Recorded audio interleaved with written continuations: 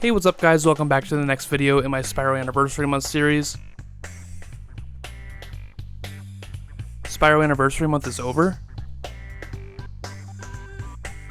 It's been over for a long time. Alright, well, I still wanted to follow my original plan and make a video for Spyro Year of the Dragon. Despite being a huge Spyro fan as a kid, I never actually got to play this game. It wasn't until I was an adult with the aforementioned PS3 when I finally had access to Spyro Year of the Dragon. Even then, I never played through all the way, just the first couple levels. I'm not sure why, if I just had other priorities at the time or if I wanted to save my first playthrough for YouTube. I don't know. But I've beaten the game now and I have some thoughts. For all of you waiting on bated breath, I won't hold the suspense for the whole video. I enjoyed the game. It's still Spyro, and it's still very fun.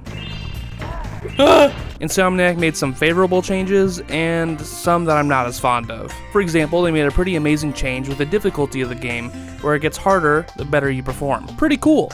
But they also, intentionally or unintentionally, got rid of the double jump. Not cool. But with everything that I want to talk about, I figured it'd be best to break this video up into different segments. And just like the game, I think I should start with the story. It's almost farcical to seriously talk about the story in a 3D platformer at this point, but I think it's actually important to note here. Compared to the previous two games, the plot in Spyro 3 is much more dynamic. You have things happening between worlds, Bianca slowly realizing how messed up the sorceress is, Hunter getting caught. It's all really nice. Ripto's Rage had a bit of this, but not to the same degree that's present in this game. Overall though, it is still a standard 3D platformer story.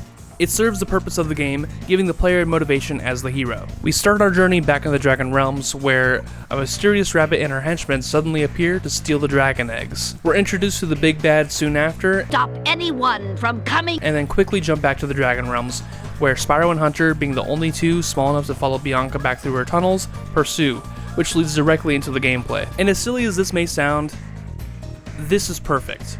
That's all you really need. There are little sprinkles of the history of these worlds and other small things, a bit of rudimentary world building if you will, but nothing necessarily substantial. But speaking of the worlds and their stories, The worlds and their stories. one negative change, which may be attributed to the amount of time they had to work on this game, is how the level intros and outros are completely gone. There are cutscenes between homeworlds, in the middle of homeworlds, and every time you free another playable character, but it's not really the same. It does unfortunately make me feel a little less connected to the worlds I explore. If they did have the time to do level intros and outros, and just didn't because, I don't know, they couldn't think of anything new to animate compared to what they had in Spyro 2, well then I actually have an idea for what they could have done. Like I mentioned, it's hinted at in some of the dialogue with the residents of these levels, but it seems the sorceress has affected these worlds more than Ripto did when he took over Avalar. I mean, she had the residents of Enchanted Towers build a giant statue of her. If you ask me, the statue is much prettier than she is. So maybe instead of contained conflicts for each level, we can see what she's done specifically. Just a thought. The aforementioned Enchanted Towers could have her giving the order to construct the statue, for example. Lost Fleet could have Bianca telling the Rhinox, I don't care what you do. I don't care if you have to scare him, just make sure he doesn't find any more dragon eggs. And that's why they wear the little ghost sheets. Aside from that, I do think they give these characters personalities and conflicts that are compelling, even for the random NPCs. Then, getting into the level design, I actually think that Spyro 3 really ups the overall design of the game. Like I mentioned in the last video, Ripto's Rage diminished the 3D platformer aspects by a slight margin and in turn gave us minigames. Year of the Dragon takes the more platformer-oriented design from the first game and actually keeps the minigames, maybe even adding more. In total, there are 150 dragon eggs to collect, which is almost double the amount of orbs found in Spyro 2. And this is something that I actually talked about as one of my few complaints for Spyro 2, but the eggs are found out in the open in places that aren't homeworlds. They're actually in levels, just kind of, you know, out and about, instead of just being rewards for the side missions. Thanks for listening, developers. Some of them are tucked away or hidden, while others require some slightly tougher platforming to get to. Quick little side note, some of these baby dragons were named after famous jazz musicians, which had me really excited. I don't think a lot of people notice, or maybe they just don't mention it when they talk about Spyro 3. Bye, bitch. Herbie. Hancock. Michael. I don't know any, like,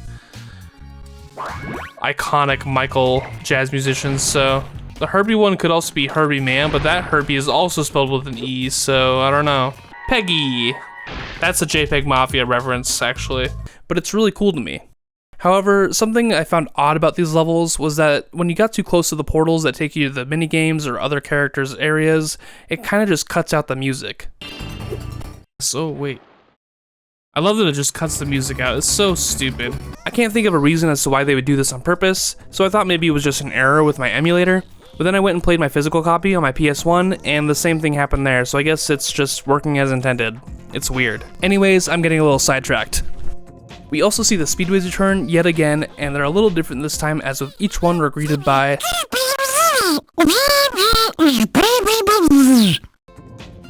Okay. I don't know whose idea it was, but Sparks' voice is fucking annoying in this game. I've heard him talk before in Enter the Dragonfly and in A Hero's Tale, and honestly this might be a hot take, but I think that it's the worst here. I was actively resisting the urge to skip all of his dialogue, and sometimes I just couldn't take it. I can't. I'm just gonna read it myself. Wow, you just beat the Harbor Speedway time trial. Only a handful of racers in the world have ever done that. But once you get past that, these speedways are actually really fun. They added these races, which I'm already familiar with because I played Enter the Dragonfly as a child, and I think they're cool. I've seen some complaints about these online, but for me, it usually took an attempt or two to familiarize myself with the relatively open-ended tracks, find all the boost stars, and then a final attempt, which was typically easy. Maybe it's because I have more experience with a significantly worse and less polished version of these races that appear in the follow-up game that makes me more lenient on the races in Spyro 3. But I did genuinely enjoy them. On the flip side, continuing the tradition from Spyro 2, we can find Hunter in these levels, but in this rendition, we actually play as the cheetah himself. Look out, sheep! Here I come! X or square for turbo, alright?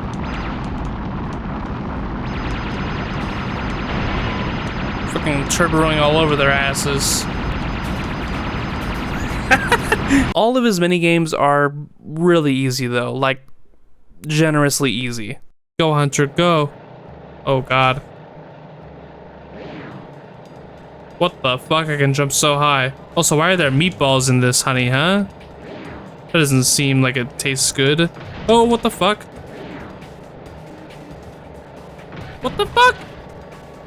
How is that fair? I'm supposed to, like, jump over it, am I not? How am I supposed to know when exactly you want me to jump over that shit? Oh, okay, that was easy, I guess. Whatever. I think, overall, the levels in Spyro 3 are the most well-designed of the trilogy. They're large, sprawling, utilize their space well, and are especially separated by their themes while still feeling like they're a part of the same universe. One of my favorite examples, and a level that I keep bringing up a lot for a good reason, is Enchanted Towers in the Midday Gardens homeworld. In this world, you explore the majority of it as Spyro, and later in the level, you take to the skies as Sergeant Bird. And that reminds me, the other playable characters. Playable characters. Insomniac decided to add technically 6 new playable characters: Sheila the Kangaroo, Sergeant Bird, Bentley the Yeti, Agent 9, Sparks, and Hunter the Cheetah, which we already know Hunter and Sparks, but you can play as them now. So, they all play very differently, and for the most part are a very welcome addition to the gameplay. I believe the reason they were brought in is the same reason why Insomniac dropped the franchise after this installment, because they felt limited by Spyro's design. They supposedly felt like they had no more avenues to explore with Spyro, so I think that checks out. But as for the characters themselves, let's start with Sheila, the first one you unlock, and one of the general favorites from what I've seen over the years. But for me, personally, she's probably one of my least favorites in terms of gameplay. Walking around with her feels kind of weird unless you double jump, which kills all of your forward momentum in such a strange and unnatural way. It's actually very easy to see this phenomenon in the 2D section, which had me feeling like I had lost my mind. Hold on, like, look at this. Why is she... The arch is completely fucked. Agent 9 is also one of my least favorites. It's actually kind of shocking playing as him now that I've played so many shooters as an adult. Obviously, adding a shooter to a 3D platformer in 2000 wasn't going to be like the greatest shooter of all time, but it's still jarring nonetheless. The main issue I had with Agent 9 is how slow it is to aim. If you want it to work, you have to stop moving, wait a second, and then you can finally aim. In terms of his movement, I'm just saying, Agent 9 being able to double jump would make so much sense. I think taking away Sheila's double jump and giving it to Agent 9 while modifying it a little bit to fit his character would make so much more sense. Pretty much all of her platforming that takes more than the standard jump can be achieved with the boost jump.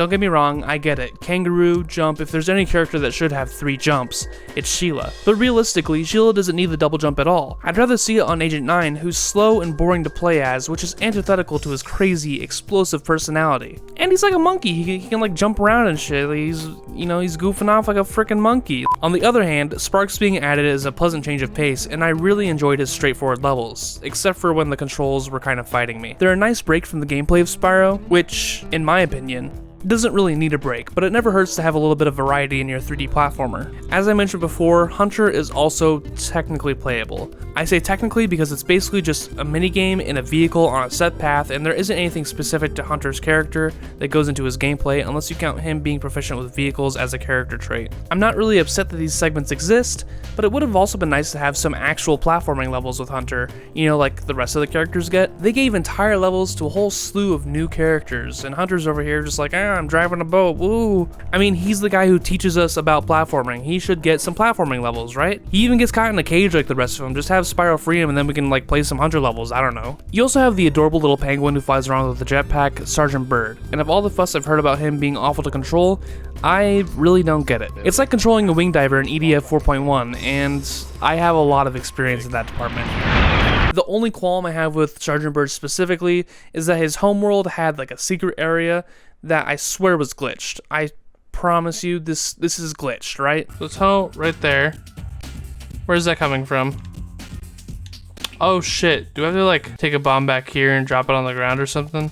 Probably won't be in here, there's already a lot going on in this room, so I doubt it. Probably won't be in here or here. I bet you it's in the beginning, but can never be too sure. Let's try it. I am befuddled. I was flying around trying to find it, like literally blowing up every wall and floor, only for it to randomly show up. What the fuck is this? Where did this come from? And finally, Bentley the Yeti, my personal favorite, is another one who's gotten some flack, particularly for how slow his movement is. Personally, I don't mind this. It seems Insomniac was very aware of this issue and designed his levels to be relatively small compared to the rest. But just because a character moves slowly doesn't mean it's necessarily a bad thing.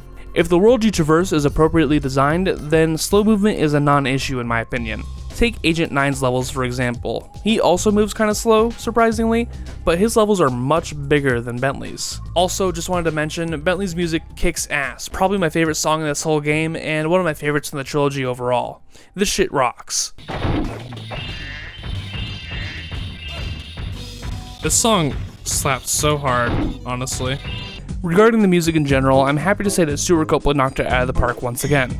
I will say that it is by default my least favorite of the original 3, but it's a hard bar to pass. It could be nostalgia speaking, but a good number of these songs are just good and not great. Obviously, there are standout tracks like Bentley's theme, Sunny Villa, Icy Peak, Charmed Ridge, and ooh, that part in Midnight Mountain's theme. Here we go.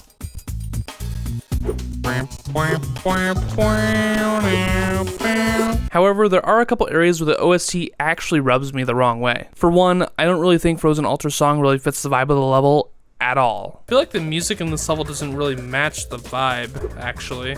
Sure, it's still a good song in its own right, but a big thing for me with Spyro music is that it really meshes with the level that you're in, the world you're exploring. Frozen Altar sounds like you should be exploring a jungle or on a cruise ship or something. It just doesn't fit. Also, for some odd reason, all the music in the Sparks levels is the exact same, and it's literally just the title theme. Truthfully, it got a little old. I would honestly rather they just put the homeworld theme for each respective Sparks level in there instead. But aside from those two small nitpicks, the soundtrack is really good. The minigames, however. Minigames. It's a mixed bag for me. The submarine minigames are fun, and so is the manta ray minigame. I like the skateboarding arenas, even if the decision to put so many gems in here was not my favorite thing. How am I supposed to do this? Oh my god! Literally, I've done it like 5 times, and I don't know how— oh, I got it! Okay, cool, thanks. But the skateboard races. Dude, you know it's not fair to give yourself all that boost at the beginning, but you do it anyways. To be fair, I did accidentally skip those little tips the hunter gives you at the end of the dialogue, but to be less fair, I couldn't get those tips to come back up. So I didn't know for the longest time while doing these races that you could do tricks to earn boost. Yep, I did the entire race in Lost Fleet without doing a single trick. Got all of the boosts from killing the crabs, and that was it. I don't know how I did that. But when it comes to the Yeti race and the super bonus round, in that instance, I needed the boosts. Luckily, I discovered this tip on accident, but like a can of worms, it just created another issue because doing these tricks on this thin-ass track was a recipe for disaster, and oftentimes it felt like I was just getting glitched around. Whoa! And I don't think I'm alone on this one, I think it's pretty unanimous, but the side segments really suck ass. The camera and the controls are just constantly fighting against you. Oh, this stupid fuck. And I know he said he controlled fine earlier, but there's one Sergeant Byrne minigame that feels completely unnatural to his control scheme, and it has 3 segments, and if you lose at any point, you go all the way back to the beginning, and they all share the same health. It sounds like a real challenge in theory, and I wouldn't mind that challenge if it ever felt like it was my fault for taking damage. I also hated the tank minigame in Haunted Tomb, but I kinda came to understand it, taking it slow rather than trying to rush through. Oh, the fadeaway. Oh, it's nasty. He's nasty with it. Oh my god, he's disgusting with it. What the fuck? Game? Oh, dude, I am so pissed at that. Holy shit. Got him there, 2 more to go. Okay, I think I got it this time. Fuck. Don't jinx it, actually.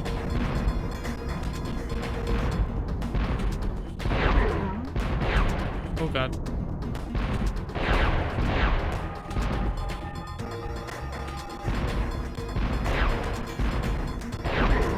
Whew. At least with this one, there was some level of, oh, I could have done that better. It felt like there was an actual strategy to it. A lame and boring strategy, but a strategy nonetheless. Oh, and don't even get me started on the Bentley boxing minigame. I've heard about this for years, and I always thought, it can't be that bad. Right? And I was right. It's worse than I could have ever imagined. It's actually atrocious. Half the time, my hits weren't even registering, and I was getting hit through my blocks. I remember watching a Kid Icarus video back in the day saying the Bentley boxing minigame isn't hard, you're just bad. And yeah, it isn't hard. It's just incredibly bullshit. Literally, you can beat this and get the skill point easily. You just have to cheese it. This is by far the worst minigame and aspect to any of the games in the original trilogy by a landslide. And while I'm at it, I don't want to hear anyone complain about the backtracking in Spyro 2 either. It's way more egregious in this game. You can talk about how Spyro 2 set the trend, but Spyro 3 took it further. And Spyro 2's wasn't bad in the first place, and neither is Spyro 3's. I don't care about any of this backtracking, but if you're gonna complain about Spyro 2's, hey, Spyro 3 is right here. It's way worse about it. Don't get me wrong, the backtracking in both these games is not bad, and far from the worst I've ever personally seen. But you can't sit here and say that Spyro 2's backtracking is bad when this game exists. In Spyro 2, you have to backtrack like 6 times. I've never seen anyone talk about all the Sparks levels that you have to go back for some reason. Why can't I do these before the boss fight? And all the unlockable character portals that I have to go through? It would be fine if it was just their level, but they also have levels within levels that I have to go back through constantly. But personally, I don't mind all that. I would prefer to have the Sparks level before the boss of each homeworld, but it's kind of a nitpick. Or maybe just have the Sparks levels start in Midday Gardens and move the last one to the super bonus round. I mean, then it wouldn't feel like backtracking. It'd be the same thing, but you don't have to go back to a homeworld to do it, you know? Overall, it's not that big of a deal. But speaking of the boss fights... Boss fights. They're a real downgrade from the last game. As for the main antagonist, the Sorceress, it could be a childhood preference, but I really think that Ripto just blows her out of the water in terms of being a compelling villain. She is serviceable and her motivations are more complex, but as a character, she just doesn't get me as excited. She isn't comically evil like Ripto, she's just evil. Crush them and grind them and tear them! Oh yes! Smear them and smoosh them and crack them and crease them! And that's fine, it's just not for me. And it should be obvious, but I wanted to say here, I do like her more than Nasty. Not a hard bar to pass. On the other hand, Bianca, I think, is a much more interesting character when compared to her leader, even if her motivations are a little inconsistent. You've managed to survive longer than I expected. But you haven't the slightest idea what sort of dangers lie ahead of you. This is serious now. The Sorceress is planning a trap for you, and if she catches you... Believe me, you don't want to know what she's gonna do. Part of me believes that my gravitation towards Bianca and Ripto is the voice acting that was done for these characters. Don't get me wrong, Floaty Ray did a great job with the sorceress, but the other two are just on a whole nother level. Ripto's lines and Greg Berger's delivery are so amazing in the second game, and the same can be said for Bianca and Pamela Hayden in Year of the Dragon. When comparing the sorceress and Ripto in terms of boss fights, again, she does not really compare at all. I mean, Ripto's fight has 3 phases, and everything from the music to the mechanics to the setting to the color scheme to his what makes me feel that his fight is far superior. And I guess the sorceress does have 3 phases, but they're not really phases. It's like how Gulp has 3 phases. 3 phases. She does have a bonus fight though, which is more of the same. It's just like the arena's gone and you're only flying the UFO. It's kind of like Ripto's final phase, but less good. If you ask me, if they wanted to do the vehicle gimmick, they should have brought back the best vehicle in the game, the submarine. But not just any submarine. You'd have to ask Moneybags for help. I can see it now. Moneybags, we need your submarine so we can get to the sorceress. Well, I don't want to give you my submarine. Please, Moneybags, we gotta stop her. We gotta stop the sorceress, and the submarine's the only way. Well, I suppose you could borrow it for a little bit, but if you get a single scratch on it, it'll be a hefty fee. Any of these tunnel segments where you have to dodge around mines and fight enemies, and sometimes the sorceress comes out and shoots at you, could be fun. You could even keep the arena fight that's already in the game, just do it after the submarine segment. As for the bonus fight, I don't really know how you could change it. To me, it was really disappointing and super easy. I mean, it's just a repeat of the final phase of the first fight, but without the ground. Well, what about our underlings? First up is Buzz, and he's pretty fun, albeit, again, easy, but that's like a Spyro boss trope, honestly. I have seen people struggle with this boss, and I'm honestly not sure why. I'm sure for me, the adaptive difficulty was maxed out here, but keeping him on the border of the arena to knock him into the lava was relatively simple. Spike is also just kind of alright, but I'll be honest, I did find parts of his fight to be a little frustrating. In the first phase, you charge bombs into Spike to deal damage, but if you're too close, they also damage you. In my experience, Sergeant Bird was dropping them at his feet. And then phase 2 just went by really quickly with no issues. It was weird. I think I found Scorch to be the most interesting of the 3, and maybe even more than the sorceress herself, especially because he's the first boss of the franchise to spawn ads, and there's a little bit of depth to his fight. But within the fight itself, while I was playing the game, I did get a little confused because of the knowledge I had in the back of my head. I knew that there was a difference between the red and green missiles, that one was better than the other, based on what I'd heard about the game when I was younger, but I couldn't remember which was which. I assumed it was the greens, but the way it actually works is the red gives you 50 ammo, whereas the green gives you 1, but they deal the same damage, and they spawn at approximately the same rate. So if you want some advice, just don't ever pick up the green missiles. They're a waste of your time. But that's not all. Yes, those 3 are the main bosses working for the sorceress, but there are also 7 more bosses, including the Sparks levels and various mini-bosses found throughout the game. By the way, I don't count the Yeti in the boxing minigame as a boss. I mean, yeah, he technically has a health bar like a boss, but it's different in my opinion, okay? Imagine if the cat hockey minigame had a little health bar and it went down 1/5 every time you scored. It wouldn't be a boss, it's just how they represented it. I don't know. This is more minigame than it is boss, and that's my stance. The mini-bosses are cool though, and I'm actually really glad that they're in the game. Here you have Bluto, Sleepyhead, and the Chinese fire dragons. Bluto's fight was very frustrating for me because it did feel like the controls were fighting against me in a lot of aspects, but once I got it to work, it was pretty fun. And I did kind of lie earlier, Scorch is technically not the first boss to spawn ads, that would be Sleepyhead.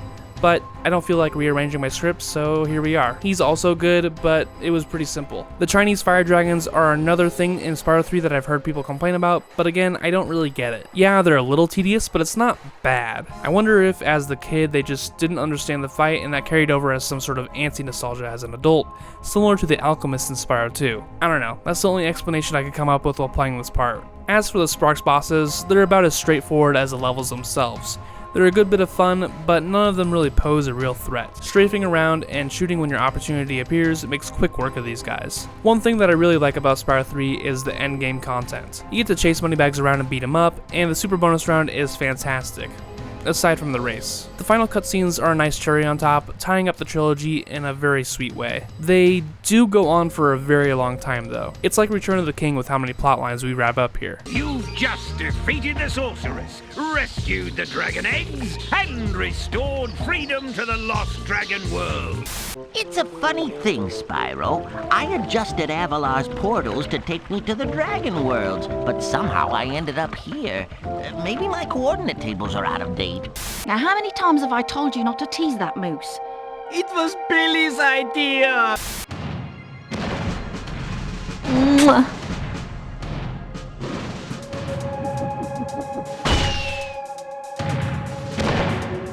It's a sad sight, Sparks. Another noble warrior falls victim to the plague of love. So, that about sums things up for my Spyro Year of the Dragon experience. I had an absolute blast with this game, but was truly shocked at how long it was and how much Insomniac managed to stuff into their final effort with the franchise. Although not everything works for me, it's quite admirable, and even more so when you realize they had less than a year to make this. What a way to go out. The developers continued with the skill points in Spyro 3, and yet again collecting them all unlocked the epilogue, which had a bittersweet message for the fans to send them off. Overall, what Insomniac accomplished in these 3 games was nothing short of remarkable. From technological advancements to setting the bar for 3D platformers to this day. I'm extremely regretful that I hadn't played through this game until now. Even if it is my least favorite of the original trilogy, it's a wonderful game to play through. This has been the Cypher J experience. Thanks for watching, and have a nice day. Bye.